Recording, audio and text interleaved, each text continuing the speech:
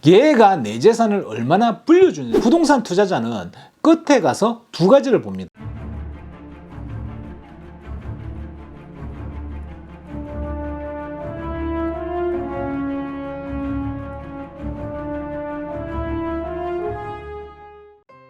안녕하세요, 제이정입니다.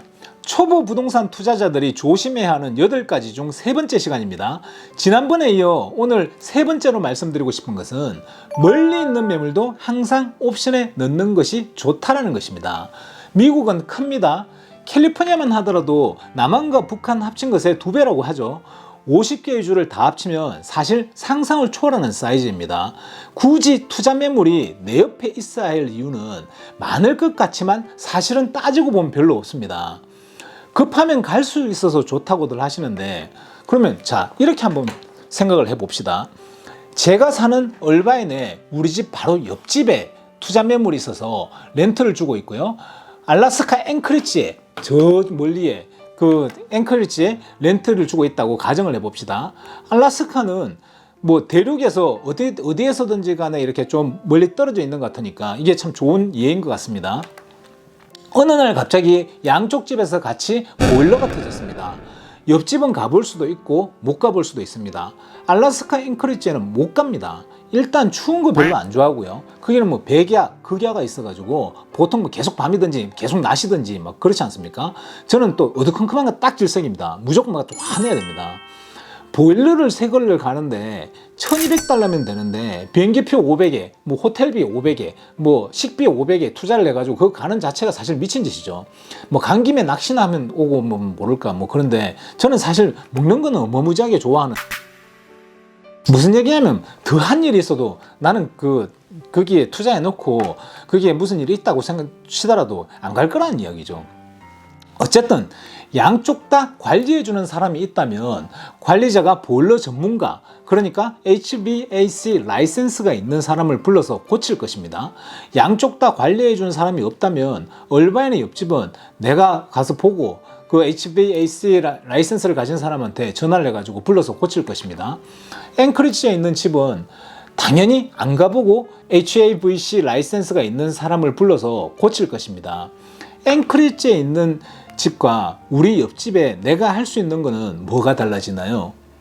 결과적으로 내가 할 수 있는 건 없고 라이센스가 있는 전문가를 불러서 고치는 것이 내가 할 수 있는 일의 전부입니다. 자, 그러면 도대체 내가 그 매물이 내 근처에 있는 거하고 없고하고 무슨 큰 상관이 있습니까? 아무런 상관이 없는 것입니다. 어차피 라이센스 있는 사람을 불러서 고칠 거 고치는 것입니다. 뭐 그런 건 좀 있겠죠. 옆집이면 세입자가 계속 옆에서 바로 불평을 하니까 그걸 옆에서 들어야 되는 난감함은 좀 있을 것 같습니다. 본인이 뭐 핸디맨이라든지 무슨 그런 쪽으로 특별한 재주가 있고 라이센스가 있다든지 이렇다 그러면 뭐 직접 할 수 있는 경우에는 근처에 있는 것도 나쁘진 않지만 그렇지 않은 이상에는 별 크게 상관이 없다는 것입니다. 어차피 얼바인이나 앵커리지나 세입자 구하는 것은 리얼터가 해주는 것이고요. 그리고 공사를 하든 뭘 고치든 대충 지역에 정해진 가격이 있을 것이고요. 보통의 경우는 그 지역의 리얼터들은 그런 분들을 몇 명을 잘 알고 있습니다. 모든 일은 라이센스 있는 사람한테 전화해서 라이센스 있는 전문가가 가서 알아서 하는 것이고요. 우리는 돈 내는 거고요. 매물의 주인장이 원하든 원치 않든 사실은 그럴 수밖에 없죠. 가까이에 있든 멀리 있든, 그죠? 원론적으로 보자면 부동산 투자자는 끝에 가서 두 가지를 봅니다. 연수익률, 캡이라고 하죠. 그리고 가격이 올라가는 수익, appreciation, 이렇게 두 가지를 봅니다. 쉽게 이야기해서 어떤 방향으로 가든지 내 재산을 불려주는 것이 부동산 투자의 궁극적인 목적이라는 거죠. 그게 얼바인에서 벌어지든 뉴욕에 벌어주든 뭐 알래스카에서 벌어주든 상관이 없다는 것입니다. 부동산의 경우 투자를 해놓으면 내가 신경을 쓰지 않아도 스스로 자산을 만들어주는 것이 가장 큰 장점 아니겠습니까? 주식처럼 수익률이네 뭐 기업의 실적이네 뭐 노조가 어떠네 이렇게 노상 쳐다보지 않아도 되고요. 부동산은 매입 후 이렇게 파이팅 포지션이 시간이 가면 갈수록 유리해지는 파이팅 포지션으로 자동으로 가게 됩니다. 뭐 타이슨 같이 막 한 방 이렇게 때리면 확 가는 뭐 그런 건 없더라도 주식에는 그런 게 많죠. 근데 부동산 투자 같은 경우는 12라운드를 갖다가 뭐 어떻게 하든 끝까지 버티면 무조건 이기는 게임이죠. 참 계속 도망만 다녀도 되면 그 안에서 링 안에서 계속 도망만 다녀도 그래도 12라운드만 버티면 이기는 게임이죠. 그럼 링 밖으로 살짝 나갔다 들어와도 되고요. 시간은 얼바인도 가고 앵크리지도 가고 워싱턴도 가고 뉴욕도 갑니다. 내 집에서 멀리 있다 혹은 가까이 있다 보다 중요한 것은 얘가 내 재산을 얼마나 불려주느냐는 것입니다. 그러므로 꼭 근처의 매물만 보지 말고 멀리 있는 혹은 타주에 있는 매물도 관심을 가지는 것이 당연히 좋습니다. 그리고 부동산 가격이 비교적 저렴한 데 계시는 분들은 비싼 지역에 있는 것을 하나 정도 미리 사놓는 것도 좋은 방법입니다. 비싼 지역의 매물들은 시간이 가면 갈수록 좀 더 큰 폭으로 올라갈 확률이 높고요. 가격 대비, 렌트 대비 수리 비용이 상당히 적게 듭니다. 특히 노후에는 은퇴 이후 여러 가지 방법으로 요긴하게 쓸 수가 있습니다. 뭘 할 수 있는 폭이 좀 넓어져서 옵션이 상당히 많아지는 장점이 있죠. 가령 이런 것입니다. 예를 들어서 A지역에 1000스퀘어피트짜리 매물이 뭐 100만짜리라고 칩시다. 그리고 렌트비는 한 4,000불 정도 나옵니다. B지역은 1000스퀘어핏인데 가격이 20만인데 렌트비가 한 1,000불 정도 나옵니다. 수익률은 B지역이 훨씬 더 좋죠. 양쪽 다 페이먼트는 세입자가 내어주는 것이고요. 어느 기간이 되면 페이오프가 될 것입니다. 사이즈가 비슷하니 뭐 공사 비용은 거기나 좀 비슷하게 들어갈 것이고요. 20만짜리도 공사 비용은 2만 불이 들어가고 100만 불짜리도 공사 비용은 2만 불이 들어가겠죠. 같은 사이즈의 비싼 집이 유지비에서는 엄청나게 훌륭한 것입니다. 페이오프가 되었을 때 A 지역의 집이 100만짜리가 200만 불이 되어 있다 그러면요, B 지역에 또 20만 불짜리가 40만 불짜리가 되어 있을 것입니다. 보통의 경우에 올라가는 것은 퍼센테이지로 비슷하게 올라가니까요. 대충의 가정을 일단 그렇게 잡고요. 20년이 걸렸다고 가정을 해봅시다. 내가 B지역에 산다면 A지역에 있는 렌트비로 우선 생활비 정도는 될 것입니다. 집값은 5배가 차이 나지만 렌트비는 4배 정도 차이가 나니까요. A지역에 보유하고 있는 매물에서 나오는 돈의 25%는 B지역에서 렌트 주고 렌트 살면 되는 거고요.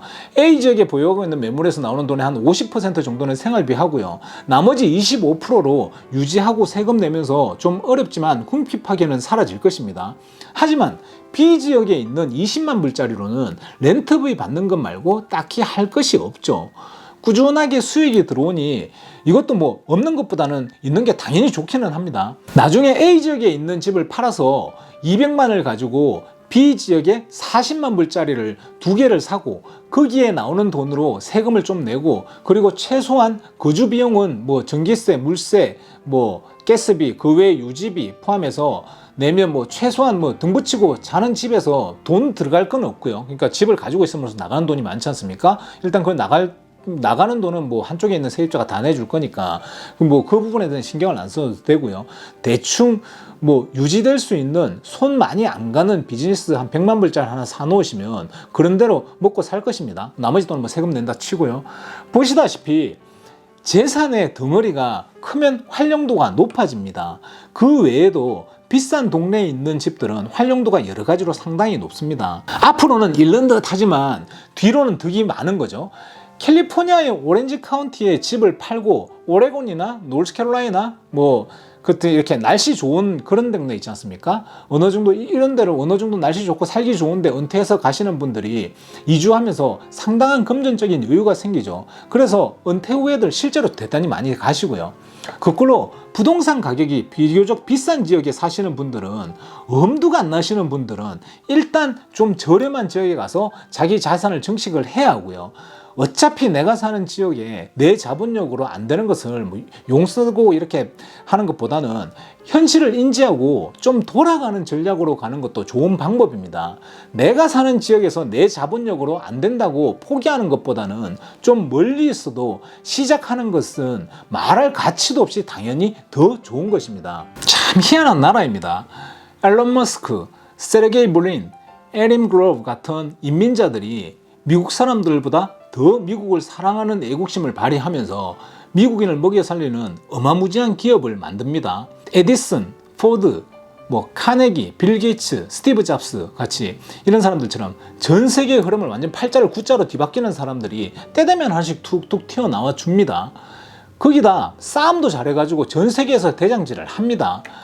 대륙횡단을 한번 해보신 분들은 아시겠지만 정말 어마무지한 땅덩어리고 거기다 비옥하기까지 합니다.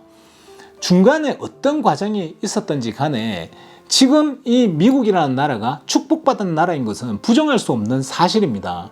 기회의 땅인 것은 맞습니다. 우리 옆집만 기회의 땅이라고 옆집만 사야 한다고 생각한다면 시작부터 오류를 범하는 것입니다. 우리의 자산을 불려주고 우리의 노후를 편안하게 해줄 기회의 땅은 조금만 더 생각하고 계산해 보면 어마무지하게 넓고 비옥한 땅이 여러분들을 위해 기다리고 있습니다. 이상입니다. 도움이 되셨으면 좋겠습니다. 다음번에는 초보 부동산 투자자들이 조심해야 되는 네 번째로 인사드리겠습니다. 다음에 뵙겠습니다. 감사합니다. 따봉!